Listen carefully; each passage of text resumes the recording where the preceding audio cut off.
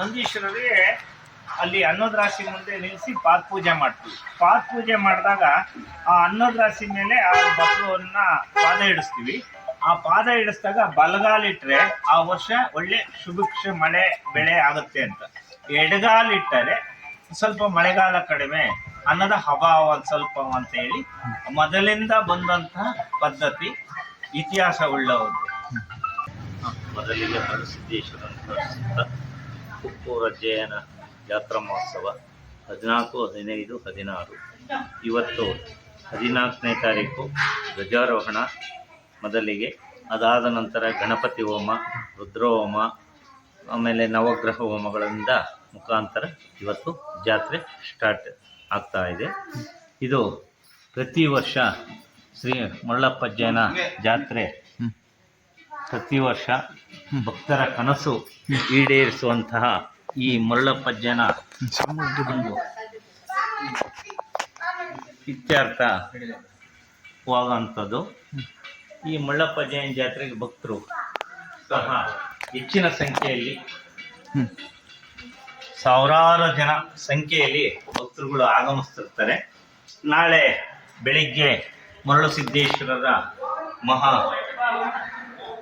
ಅಡ್ಡ ಋಷಭೋತ್ಸವ ಅಂತೇಳಿ ಋಷಭೋತ್ಸವ ಅದಾದ ನಂತರ ಮರಳು ಸಿದ್ದೇಶ್ವರರ ಅಡ್ಡ ಪಲ್ಲಕ್ಕಿ ಉತ್ಸವ. ನಾಳೆ ಬೆಳಿಗ್ಗೆ ಮರಳು ಸಿದ್ದೇಶ್ವರರು ಜೀವಂತ ಸಮಾಧಿ ಗದ್ದಿಗೆ ಇದೆ. ಆದ್ರೂ ಈ ಮರಳು ಸಿದ್ದೇಶ್ವರ ಜೀವಂತ ಸಮಾಧಿ ಆಗೋದಕ್ಕಿಂತ ಮುಂದಾಗಿ ಈ ನಂದಿ ಇಲ್ಲಿ ಪ್ರತಿಷ್ಠಾಪನೆ ಆಗಿದ್ರಂತೆ. ಈ ನಂದೀಶ್ವರರು, ಆ ನಂದೀಶ್ವರರು ಇರೋದ್ರಿಂದ ನಾಳೆ ಸಹ ಉತ್ಸವ ಹೊರಡೋದಕ್ಕೆ ಮರಳು ಸಿದ್ದೇಶ್ವರನ ಉತ್ಸವ ಫಸ್ಟು ನಂದೀಶ್ವರರು ಹೊರಡ್ತಾರೆ. ನಂದೀಶ್ವರನ ಮುಂದೆ ಹೊರಟಾಗ ಮರಳು ಸಿದ್ದೇಶ್ವರರು ಅದರ ಹಿಂದೆ ಹೋಗ್ತಾರೆ ನಾಳೆ. ಇದನ್ನ ಬಹಳ ಅದ್ಭುತವಾಗಿರುತ್ತೆ. ಪಾರ್ವತಿ ಪರಮೇಶ್ವರರ ರೂಪದಲ್ಲಿ ನೋಡ್ದಂಗೆ ಆಗ್ತಾ ಇರುತ್ತೆ. ಇಲ್ಲಿಗೆ ಗ್ರಾಮ ದೇವತೆಗಳು ಸಹ ಬರ್ತಾ ಇರ್ತವೆ. ಈ ನಂದೀಶ್ವರರು ಮುಂದೆ ಹೋದಾಗ ಅದಾದ ನಂತರ ಮರಳು ಸಿದ್ಧರು ಹೊರಡೋದು. ತಾರೀಕು ಮರಳು ಸಿದ್ದೇಶ್ವರ ರಥೋತ್ಸವ ಅವತ್ತು ಸೋಮವಾರ ರಥೋತ್ಸವ ಇರುತ್ತದೆ. ಅದಕ್ಕೂ ಸಾವಿರಾರು ಜನ ಭಕ್ತರು ಆಗಮಿಸ್ತಾರೆ. ಬಹಳ ಅದ್ಭುತವಾಗಿ ನಡೆಯುತ್ತದೆ. ರಥೋತ್ಸವ ಆದ ನಂತರ ನೆಕ್ಸ್ಟ್ ಉಯ್ಯಾಲೆ ಆದ್ಮೇಲೆ ಅಲ್ಲಿಂದ ಬಂದು ದೀಪವನ್ನ ನಾವು ಏನು ಜನಡೇವ್ ಅಂತ ಹಾಕಿ ಕಾರ್ತಿಕ್ ಮಾಸದಲ್ಲಿ ಹಾಕಿರೋ ದೀಪವನ್ನ ಅವತ್ತಿನ ದಿವಸ ದೀಪವನ್ನ ಪೂಜೆ ಮಾಡಿ ಇಳಿಸಿ ಆ ದೀಪವನ್ನ ತಂದು ಸ್ವಾಮಿಯ ಮರಳು ಸಿದ್ದೇಶ್ವರರ ಗದ್ದಿಗೆಯಲ್ಲಿ ಇಟ್ಟಿರ್ತೀವಿ. ಆ ದೀಪವನ್ನ ಅದನ್ನ ಇಟ್ಟು ಮಹಾಮಂಗಳಾರತಿ ಮಾಡಿ ಆದ್ಮೇಲೆ ಮೂಲನ ಗದ್ದಿಗೆ ಇಡ್ತೀವಿ. ಇಲ್ಲಿ ಮರಳು ಸಿದ್ದೇಶ್ವರ ಜೀವಂತ ಗದ್ದಿಗೆ ಆಗಿರ್ತಾವಲ್ಲ, ಅಲ್ಲಿಗೆ ಆ ದೀಪ ಇಟ್ಮೇಲೆ ಅದಾದ ನಂತರ ಉತ್ಸವ ಮೂರ್ತಿ ಹೊರಗಿಂದ ಒಳಗೆ ಬಂದು ಸ್ವಾಮಿ ಇಲ್ಲಿ ಒಳಗೆ ಗದ್ದಿಗೆ ಆಗೋದು. ಅಲ್ಲಿವರೆಗೂ ಸ್ವಾಮಿ ಅಲ್ಲೇ ಇರುತ್ತೆ. ದೀಪ ಫಸ್ಟ್ ಪೂಜೆ ಮಾಡಿ ಬಂದು ಇಡ್ತೀವಿ. ಇದು ಒಂದು ಮಠದ ಒಂದು ಇತಿಹಾಸದ ಪದ್ಧತಿ ಇದೆ. ಅದು ಬಹಳ ವಿಶೇಷವಾಗಿ ಇನ್ನೊಂದೇನಪ್ಪಾ ಅಂದ್ರೆ ಎಲ್ಲಾ ಭಕ್ತರು ಮರಳಪ್ಪಜ್ಜನ ಜಾತ್ರೆ ಅಂದ್ರೆ ಅವರು ಮನಸ್ಸಲ್ಲಿ ಅವರ ಕಷ್ಟ ಏನೇ ಇರ್ಲಿ, ಏನೇ ಇದ್ರು ಅವ್ರ ಮನೆ ಕಷ್ಟಗಳು ಏನೇ ಇರ್ಲಿ ಅದನ್ನು ಬದಿಗೊತ್ತು ಆ ಅಜ್ಜಯ್ಯನ ಜಾತ್ರೆಗೆ ಬಹಳ ವಿಶೇಷ ಒತ್ತನ್ನು ಕೊಟ್ಟು ಅದಕ್ಕೆ ಬಹಳ ವಿಶೇಷ ಅಂದ್ರೆ ಅವರು ಕಷ್ಟ ಪರಿಹಾರ ಎಲ್ಲ ಆಗಿರ್ತವೆ ಅಂತವ್ರೆಲ್ಲರೂ ಸಹ ಬಂದು ಸೇವೆಯನ್ನ ಮಾಡ್ತಾರೆ. ಸ್ವಇಚ್ಛೆಯಿಂದ ಬಂದು ಅವ್ರವ್ರ ಕೈಲಾಗಿದ್ದವನ್ನ ದಾಸೋಹಕ್ಕೆ ತಂದಾಕಿ ಅವ್ರವ್ರ ಕೈಲಾಗಿದ್ದನ್ನ ಮರಳು ಸಿದ್ದೇಶ್ವರನ ಅರ್ಪಿಸಿ ಈ ಜಾತ್ರೆಯಲ್ಲಿ ಎಲ್ಲರೂ ಪಾಲ್ಗೊಳ್ತಾರೆ. ಈ ಮರಳು ಸಿದ್ಧರು ಸ್ವಾಮಿಗಳು ಯಾವ ಸಮಕಾಲೀನರು ಅದ್ರ ಬಗ್ಗೆ ಒಂದು ಸ್ವಲ್ಪ. ಮರಳು ಸಿದ್ದೇಶ್ವರರು, ಯಡಿಯೂರು ಸಿದ್ದಲಿಂಗೇಶ್ವರರು, ಗುಬ್ಬಿ ಚನ್ನಬಸವೇಶ್ವರರು ಇವರೆಲ್ಲ ಒಂದು ಸಮಕಾಲದವರು. ಇಲ್ಲಿ ಸಮಕಾಲದರು ಆಗಿರೋದ್ರಿಂದ ನಾವು ಅದು ಈ ಬಹಳ ಒಂದು 700-800 ವರ್ಷದ ಇತಿಹಾಸ ಉಳ್ಳವರು. ಇದು ಪ್ರತಿ ವರ್ಷ ಮಾರ್ಗಶಿರ ಶುದ್ಧ ಪೌರ್ಣಮಿ ಒಂದು ನಡೀತಾ ಇತ್ತು. ಮೊದಲು ಏನೋ ನಮ್ಮ ಚಂದ್ರಶೇಖರ ಸ್ವಾಮೀಜಿಯವರು ಅದನ್ನ ಇದು ಮಾಡ್ಕೊಂಡ್ರು. ಇದು ವಂಶಂ ಪರಂಪರೆ ಆಗಿರೋಂಥ ಮಠ ಇದು. ಅದಾದ ನಂತರ ಯತೀಶ್ವರಾಚಾರ್ಯರು. ಈಗ ಇನ್ನು ಒಂದು ತಿಂಗಳಾಯ್ತು ಈಗ ತೇಜಸ್ ಶಿವಾಚಾರ್ಯ ಸ್ವಾಮೀಜಿಯವರ ಅಧ್ಯಕ್ಷತೆಯಲ್ಲಿ ಇದನ್ನ ಮಾಡ್ತಾ ಇದ್ದೀವಿ. ಮಠದ ಹಿನ್ನೆಲೆ ಮತ್ತೆ ಅದ್ರ ಬಗ್ಗೆ ಇಲ್ಲಿ ಏನೇನಿದೆ ಅಂತ ಹಂಗೆ ವಿವರಣೆ ತೋರಿಸಿ. ಅದು ಮರಳುಸಿದ್ದೇಶ್ವರರ ಜೀವಂತ ಗದ್ದಿಗೆ ಅಲ್ಲ, ನಿಜೈಕ್ಯ ಸ್ಥಳ ಜೀವಂತ ಸಮಾಧಿ ಅದು. ಅದು ಸಮಾಧಿ ಗದ್ದಿಗೆ. ಇದು ಇದು ಆ ಚನ್ನೇರೇಗೌಡರು ಮರಳುಸಿದ್ದೇಶ್ವರರು ಆಗತ್ತಿನ ಆದ ನಂತರ ಅವರು ಅಲ್ಲಿ ಸಮಾಧಿ ಅವ್ರ ಅಪ್ಪನೆ ತಗೊಂಡು ಅಲ್ಲಾಗಿರೋದು. ಬಸವ ವಿಗ್ರಹ ವಿಗ್ರಹ ಇರೋದು. ಅದನ್ನ ಬೆಳ್ಳಿ ಕವಚವನ್ನ ನಮ್ಮ ಬೀರೂರ್ನವರು ಒಬ್ರು ಮಾಡಿಸಿದ್ದಾರೆ. ಆಮೇಲೆ ಅದು ಒಂದು ವಿಶೇಷ ಏನಪ್ಪಾ ಅಂದ್ರೆ ಈ ನಂದಿದು ಈ ಮರಳುಸಿದ್ದೇಶ್ವರರಿಗೆ ಮೊದಲಿಗೆ ಪೂಜೆ ಆಗುತ್ತೆ. ಆ ಪೂಜೆ ಆದ ನಂತರ ನೆಕ್ಸ್ಟ್ ಇನ್ನೊಂದು ಮಹಾಪೂಜೆ ಆಗುತ್ತೆ ಅಲ್ಲಿ, ಮಹಾಮಂಗಳಾರತಿ. ಒಂದು ಪೂಜೆ ಮಹಾಮಂಗಳಾರತಿ ಆದ್ಮೇಲೆ ಎಲೆ ತರಕ್ಕೆ ಅಂತ ಹೇಳಿ ಒಳಗಡೆ ಹೋಗ್ತಾರೆ. ಒಳಗಡೆ ಹೋದಾಗ ಅಲ್ಲಿ ಒಂದ್ ಸ್ವಲ್ಪ ಪ್ರಸಾದ ಲೇಟ್ ಆಗಿರುತ್ತೆ. ಇದು ಸ್ಟ್ರೈಟ್ ಇದ್ದದ್ದಂತೆ ಮೊದಲು. ಆ ಸ್ಟ್ರೈಟ್ ಇದ್ದಾಗ ಅವ್ರು ಎಡೆ ತರೋದು ಒಳಗಿಂದ ಬರೋದು ಒಂದ್ ಸ್ವಲ್ಪ ಲೇಟ್ ಆಗಿದೆ. ಮರಳುಸಿದ್ದೇಶ್ವರ ಆ ಮರಳುಸಿದ್ದೇಶ್ವರಿಗೆ ಇವರು ಚನ್ನವೀರೇಗೌಡರಿಗೆ ಮಾತು ಕೊಟ್ಟಿದ್ರಂತೆ. ಮರಳುಸಿದ್ದೇಶ್ವರ ಅವರು ಕಾಯ್ಕೋಬೇಕಾದ್ರೆ ನಿತ್ಯ ದಾಸೋಹ ನನ್ನ ಮಠದಲ್ಲಿ ನಡಿಬೇಕು ಅಂತ ಹೇಳಿದಾಗ ಇವ್ರಿಗೆ ಹೇಳಿದ್ರಂತೆ. ಆಯ್ತು ಅಂತ ಹೇಳಿದ್ರಂತೆ. ಆಗ ಇವರು ಕಾಯ್ಕವಾಗಿರ್ತಾರಲ್ಲ ಶಿಷ್ಯ, ಆಗ ಎಡೆ ಬರೋದು ಲೇಟ್ ಆಗಿದ್ದಾಗ ಇದು ಎಷ್ಟಂದ್ರೆ ಒಂದ್ ಮಂಗಳಾರತಿ ಆಗುತ್ತೆ, ಇನ್ನೊಂದು ಮಂಗಳಾರತಿ ಆಗುತ್ತೆ. ಮುಂದೆ ಎಡೆಗೋಸ್ಕರ ಅವ್ರೇನ್ ಮಾಡ್ತಾರೆ, ಬರೋದು ಲೇಟ್ ಆಗ್ತಿದ್ದಂಗೆ ತಕ್ಷಣ ಉದ್ರಿಕೆ ಹಾಕಿ ಹತ್ರ ತಿರುಗುತ್ತೆ. ಎಡೆ ಬರೋದು ಸ್ವಾಮಿಗೆ ಪ್ರಸಾದ ಬರೋದು ಲೇಟ್ ಆಯ್ತು ಅಂತ ಹೇಳಿ ಆಗ ಬೇಗ ತಂದು ಬಂದು ನೋಡಿದಾಗ ಇದು ಆ ಕತ್ತು ಆ ಕಡೆ ತಿರುಗಿರೋದು. ಅದಕ್ಕೆ ಒಳಗಡೆ ವಿಗ್ರಹ ಇದೆ. ಅದೇ ರೀತಿ ಬೆಳ್ಳಿ ಕವಚವನ್ನ ಮಾಡಿಸಿದೀವಿ. ಈಗ ಇದು ಕಾಣ್ತಿರೋದು ಎಡೆ ಮನೆ ಸಹ ಡೈರೆಕ್ಟ್ ಆಗಿ ಕಾಣಿಸುತ್ತೆ. ಅಲ್ಲಿ ನಿಂತ್ಕೊಂಡ್ರೆ 3ನೇ ಬಾಗಿಲು ಇಲ್ಲಿಂದ ಒಳಗಡೆ, ಇದ್ರ ಶಿಸ್ತಿಗೆ ನೋಡಿದ್ರೆ 3ನೇ ಬಾಗಿಲು ಡೈರೆಕ್ಟ್ ಆಗಿ ಕಾಣಿಸುತ್ತೆ. ಒಳಗಡೆ ಸ್ಟಾರ್ಟಿಂಗ್ ಅಲ್ಲಿ ಪೂರ್ತಿ ಒಳಗಡೆ ಎಡೆ ತುಂಬಾ ಜಾಗ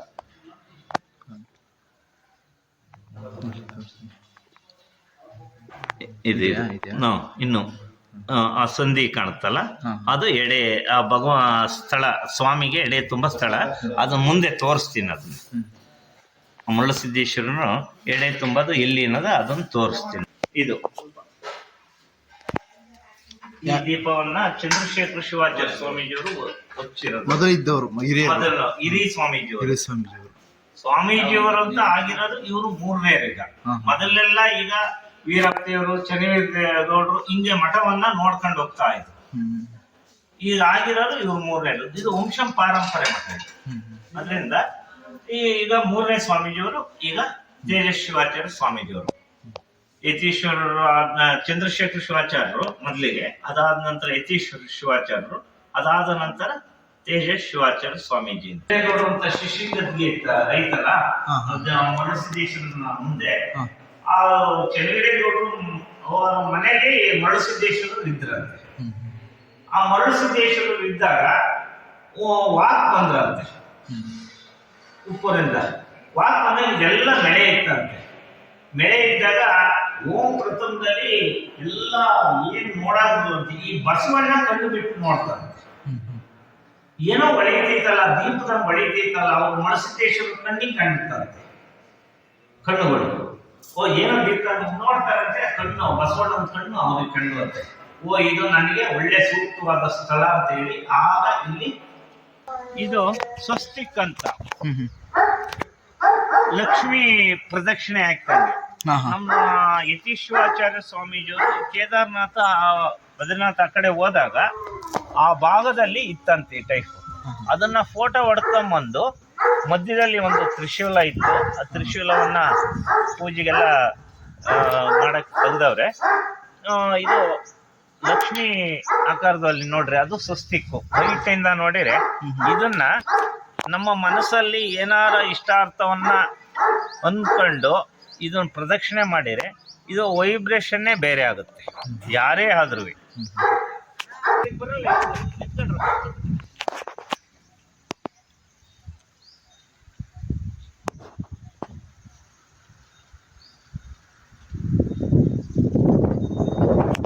ದೇವಸ್ಥಾನರು ಇಲ್ಲಿ ಬಂದು ಒಂದು ಗಂಗಮ್ಮನ ಒಂದು ಪೂಜೆಯನ್ನ ಮಾಡ್ಕೊಂಡು ಹೋಗ್ತಾರೆ. ಇಲ್ಲಿ ಮಂಡೆ ತೆಗೆಸ್ಕೊಂಡ್ರು ಇಲ್ಲಿ ಬಂದು ಪೂಜೆ ಮಾಡಿಸ್ಕೊಂಡು ಇಲ್ಲಿ ಅಲ್ಲಿ ಮಂಡೆ ತೆಗೆಸ್ಕೊಂಡವ್ರು ಇಲ್ಲಿ ಬಂದು ಪೂಜೆಯನ್ನ ಗಂಗಮ್ಮನ್ನ ಮಾಡ್ಕೊಂಡು ಹೋಗ್ತಾರೆ. ಪ್ರಸಾದ ಡೈಲಿ ಭಕ್ತರಿಗೆ ಇದು ಡೈಲಿ ಪ್ರಸಾದ. ಈಗಲೂ ಒಲೆಯಲ್ಲೇ ಎಲ್ಲ ಅಡುಗೆ ಇಲ್ಲಿ ಒಲೆಯಲ್ಲೇ ಅಡಿಗೆ ಮಾಡೋದು. ಎಷ್ಟು ಜನ ಬರ್ತಾರೆ ಸರ್? ಅದು ಇಲ್ಲಿ ಜನ ಇಷ್ಟೇ ಅಂತ ಹೇಳಕ್ಕಾಗಲ್ಲ. ಒಂದು ದಿವಸ 100 ಜನ ಇರುತ್ತೆ, ಒಂದು ದಿವಸ 500 ಜನ ಇರುತ್ತೆ. ಅದು ಇಷ್ಟೇ ಅಂತ ಹೇಳಕ್ಕಾಗಲ್ಲ. ಪ್ರತಿನಿತ್ಯನೂ ಸುಮಾರು ಏನೂ ಇಲ್ಲ ಅಂದ್ರೂ ಒಂದು 200-250 ಜನ ಕಡಿಮೆ ಅಂದ್ರೂ ಇದ್ದೇ ಇರುತ್ತೆ. ಅಮಾವಾಸ್ಯೆ ಹುಣ್ಣಿಮೆ ಸಾವಿರಾರು ಜನ ಇರುತ್ತೆ. ಅಮಾವಾಸ್ಯೆ ಹುಣ್ಣಿಮೆಲಂತೂ ಸಾವಿರಾರು ಜನ ಇರುತ್ತೆ. ಪ್ರತಿನಿತ್ಯ ದಾಸೋಹಕ್ಕೆ ಇಲ್ಲೇ ಪ್ರಸಾದ ವ್ಯವಸ್ಥೆ ಇದು. ಬಂದರಿಗೆ ಈಗ ಜಾತ್ರೆ ಅಂದ್ರೆ ಇಲ್ಲೆಲ್ಲ ಸ್ವಚ್ಛತೆಯಾಗಿ ಈಗ ನೆಕ್ಸ್ಟ್ ಅಲ್ಲಿ ಟೇಬಲ್ ಅವೆಲ್ಲ ತಗೊಂಡು ಅಲ್ಲಿಗೆ ಹಾಕಿದ್ದಾರೆ. ಅದು ಕಟ್ಟಿಗೆ ಹೋಗಿ ಇದು ಚಿಕ್ಕದು ಇನ್ನು ಕರು ನಂದಿ ಪೂಜೆಗೆ. ನಂದಿ ಪೂಜೆ ನಾಳೆ ಪ್ರಥಮವಾಗ ಪೂಜೆ ಇದಕ್ಕೆ. ಮರಳಸಿದ್ದೇಶ್ವರ ಏನು ಜಾತ್ರೆ ಇದೆಯೋ ಈ ನಂದೀಶ್ವರರು ಏನ್ ಮಾಡ್ತಾರೆ, ಪೂರ್ತಿ ಮೊದಲನೇ ಪೂಜೆ ನಂದೀಶ್ವರರಿಗೆ ಪಾದ ಪೂಜೆ. ಪಾದ ಪೂಜೆ ಅನ್ನೋದಕ್ಕೆ ಏನ್ ನಾವು ಮಧ್ಯಾಹ್ನ ದಾಸೋಗದ ಮನೆಗೆ ಸ್ವಾಮಿ ಹೋಗೋದು, ಇದು ಪಾದ ಪೂಜೆ ಮಾಡಿ ಆ ಅನ್ನದ ರಾಶಿಗೆ ಇದು ಯಾವ ಕಾಲ್ ಇಡುತ್ತೆ ಅಂತ ನೋಡ್ತೀವಿ. ಈ ನಂದೀಶ್ವರರು ಕಡೆ ಬರುತ್ತೆ. ಅದು ನಂದೀಶ್ವರರಿಗೆ ಅಲ್ಲಿ ಅನ್ನದ ರಾಶಿ ಮುಂದೆ ನಿಲ್ಲಿಸಿ ಪಾದ ಪೂಜೆ ಮಾಡ್ತೀವಿ. ಪಾದ ಪೂಜೆ ಮಾಡಿದಾಗ ಆ ಅನ್ನದ ರಾಶಿ ಮೇಲೆ ಆ ಬಸವನ್ನ ಪಾದ ಇಡಿಸ್ತೀವಿ. ಆ ಪಾದ ಇಡಿಸಿದಾಗ ಬಲಗಾಲಿಟ್ರೆ ಆ ವರ್ಷ ಒಳ್ಳೆ ಸುಭಿಕ್ಷ ಮಳೆ ಬೆಳೆ ಆಗುತ್ತೆ ಅಂತ. ಎಡಗಾಲಿಟ್ಟರೆ ಸ್ವಲ್ಪ ಮಳೆಗಾಲ ಕಡಿಮೆ, ಅನ್ನದ ಅಭಾವ ಒಂದ್ ಸ್ವಲ್ಪ ಅಂತ ಹೇಳಿ ಮೊದಲಿಂದ ಬಂದಂತಹ ಪದ್ಧತಿ, ಇತಿಹಾಸ ಉಳ್ಳವರು.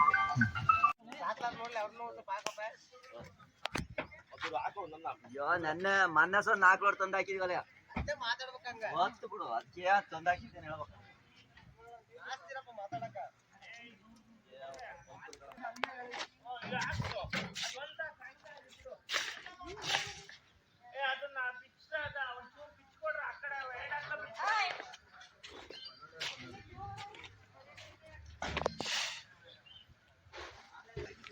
ಮಾರ್ಕೆಟ್ಗಳಲ್ಲಿ ತಂದು ಅವರೇ ಸ್ವಂತ ತಂದಾಕಿರೋಂಥ ತರಕಾರಿ ಇದೆಲ್ಲ.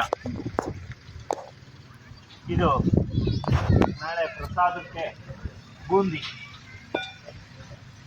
ಇದೆಲ್ಲ ಇನ್ನೂ ಎಲ್ಲ ಐಟಮ್ಸ್ ಎಲ್ಲ ಬರ್ತಾ ಇದೆ. ಈಗ ಅಕ್ಕಿ ತಂದಾಕಿರೋ ಅಕ್ಕಿ ಹಾಕಿವ್ರೆ. ಈಗ ಬೂಂದಿ ಪ್ರಸಾದಕ್ಕೆ ನಾಳೆ ಮಧ್ಯಾಹ್ನ 12 ಗಂಟೆಗೆ ಆ ಬಸವ ಬಂದು ಇಲ್ಲಿಗೆ ಅನ್ನದ ರಾಶಿಯನ್ನ ನಾವು ಇದು ಮಾಡ್ತೀವಿ. ಅನ್ನದ ರಾಶಿ ಮಾಡಿದಾಗ ನಾವು ಏನ್ ಹೇಳಿದ ಆಗ್ಲೇ ಆ ಬಸವ ಬಂದು ಪಾದವನ್ನ ಸ್ಪರ್ಶ ಮಾಡುತ್ತೆ ಅಂತ ಇಲ್ಲಿ ಅನ್ನದ ರಾಶಿ ಮಾಡ್ತೀವಿ. ಈ ಜಾಗದಲ್ಲಿ ಪೂರ್ತಿ ಇದನ್ನ ಇನ್ನು ಸ್ವಚ್ಛತೆ ಮಾಡ್ಕೊಂಡು ಇಲ್ಲೆಲ್ಲ ಕ್ಲೀನ್ ಆಗಿ ನೆಲ ಎಲ್ಲ ತೊಳೆದು ನಾಳೆ ಎಲ್ಲ ಸ್ವಚ್ಛತೆ ಮಾಡಿ ಅದಕ್ಕೆ ಎಲ್ಲ ಏನು ಪದ್ಧತಿ ಇದೆಯೋ ಅದು ನೀಟಾಗಿ ಆ ಪ್ರಕಾರ ಎಲ್ಲ ಮಾಡ್ತೀವಿ. ಆ ಬಸವ ಪೂರ್ವ ಮುಂದುವಾಗಿ ಆ ಪೂರ್ವ ಬಾಗಿಲಲ್ಲಿ ಆ ಬಾಗಿಲಿಗೋಸ್ಕರ ಪ್ರಾಣ ಹಾಕಿದ್ದಾರೆ. ಮೊದಲು ಇಲ್ಲೆಲ್ಲ ಬಯಲ ಇತ್ತು, ಈಗ ನಾವೆಲ್ಲ ಒಂದ್ ಸ್ವಲ್ಪ ಇದಕ್ಕೆ ಅನ್ನ ಹಾಕಕ್ಕೆ ಅಂತ ಹೇಳಿ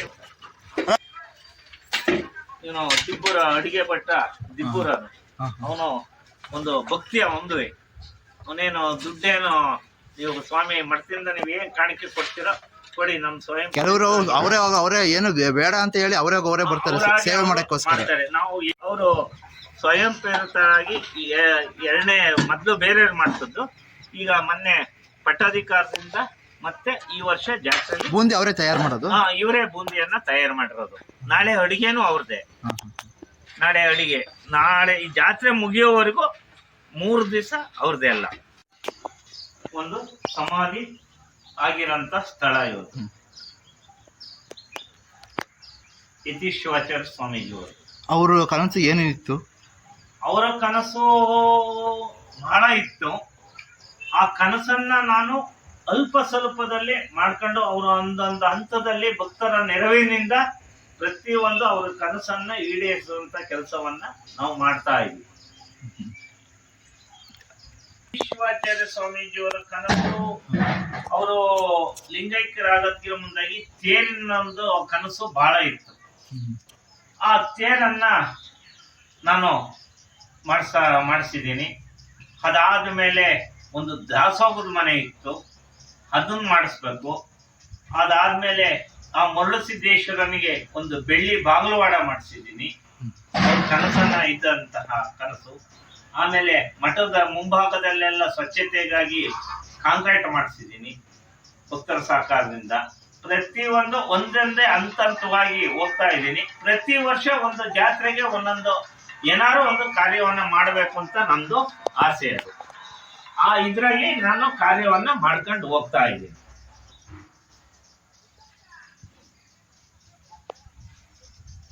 ಏನಮ್ಮ?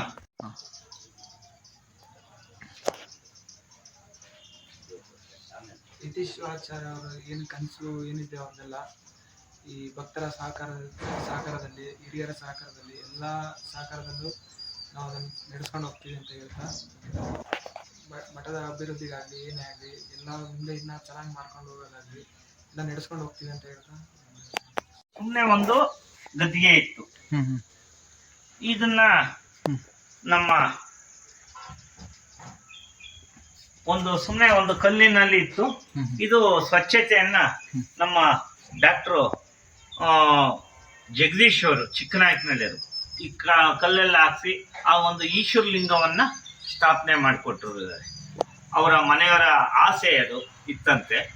ಆ ಒಂದು ಎಲ್ಲಾರ ಒಂದು ದೇವಸ್ಥಾನದಲ್ಲಿ ಒಂದು ಲಿಂಗ ಒಂದು ಪ್ರತಿಷ್ಠಾಪನೆ ಮಾಡಬೇಕು ಅಂತ ಅವಾಗ ನಾನು ಚಿಕ್ಕನಾಯಕನಹಳ್ಳಿಗೆ ಹೋದಾಗ ನಾನು ಕೇಳಿರೋರು ಒಂದು ಹಿಂಗಿದೆ, ನಮ್ಮ ರಾಜೇಶ್ವರಿ, ಅವ್ರ ಮನೆಯ ಹೆಸರು ರಾಜೇಶ್ವರಿ ಅಂತ, ರಾಜೇಶ್ವರಿ ಜಗದೀಶ್ ಅಂತ, ಒಂದು ಲಿಂಗ ಸ್ಥಾಪನೆ ಮಾಡಬೇಕು ಅಂತ.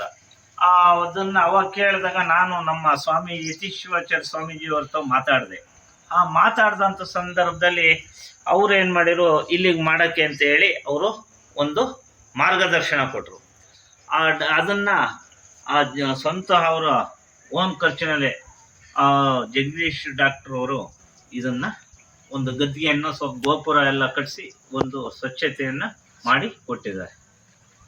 ಏನು ಲಿಂಗು ಏನು ಸ್ಥಾಪನೆ ಮಾಡಿರಲಿಲ್ಲ.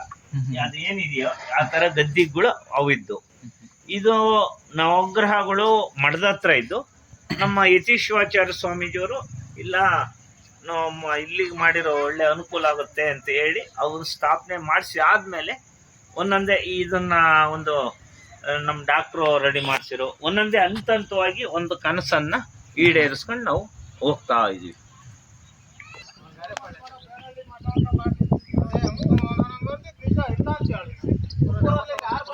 ಕನಸು ತೇರು ಅನಿವಾರ್ಯ, ಅವರು ನೋಡೋಕ್ಕಾಗಲ್ಲ. ಆ ಕೊರೋನಾ ಟೈಮ್ನಲ್ಲಿ ಅವ್ರ ಕನಸು ಏನಿತ್ತೋ ಅವರು ಮಾಡಿಸ್ಬೇಕು ಅಂತ ಹೇಳಿ ಒಂದು ವರ್ಷದಿಂದಲೂ ಪೇಚಾಡ್ತಾ ಇದ್ರು.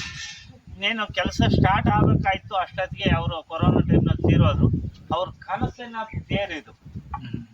ಆ ಕನಸಿನ ತೇರನ್ನ ನಾವು ಆ ಮರುಳಸಿದ್ದೇಶ್ವರನಿಗೆ ಅವರು ಏನು ಆಸೆ ಇತ್ತು ಅದನ್ನು ಅರ್ಪಿಸ್ಬೇಕು ಅಂತ ಹೇಳಿ ಆ ತೇರನ್ನ ಅವ್ರಿಗೆ ನಾವು ಮರುಳಸಿದ್ದೇಶ್ವರರಿಗೆ ನಾವು ಅರ್ಪಿಸಿದ್ದೀನಿ. ಅವ್ರದ್ದು ಕನಸು ಏನಿತ್ತು ಅದೆಲ್ಲದೂ ಸಹ ಒಂದೊಂದೇ ಹಂತವಾಗಿ ಪ್ರತಿ ವರ್ಷ ಒಂದೊಂದು ಕಾರ್ಯವನ್ನು ಮಾಡ್ಕೊಂಡು ಹೋಗ್ತಾ ಇದ್ದೀನಿ. ನಿಮ್ಗೆ ಆಗಲೇ ಹೇಳಿದೆ ನಾನು, ಬೆಳ್ಳಿ ಬಾಗಿಲವಾಡ ಇರ್ಬೋದು, ಮಠದ ಮುಂದೆ ಸ್ವಚ್ಛತೆ ಇರ್ಬೋದು, ಅಲ್ಲಿ ಎಲ್ಲದೂ ಒಂದೇ ಹಂತದಲ್ಲಿ ಹಂತವಾಗಿ ಒಬ್ಬ ಭಕ್ತರ ಸಹಕಾರದಿಂದ ನಾವು ಮಾಡ್ತಿದ್ವಿ. ಈಗೇನು ಇವರು ಕಾಣ್ತಾ ಇದ್ದಾರೋ ಈ ಗಾರೆಪಾಳ್ಯ, ಬೇನಹಳ್ಳಿ ಗೇಟ್ ಹತ್ರ ಗಾರೆಪಾಳ್ಯ ಅಂತ, ಈ ಪ್ರತಿ ವರ್ಷ ಇವ್ರದ್ದು ಸೇವೆ ಇದು.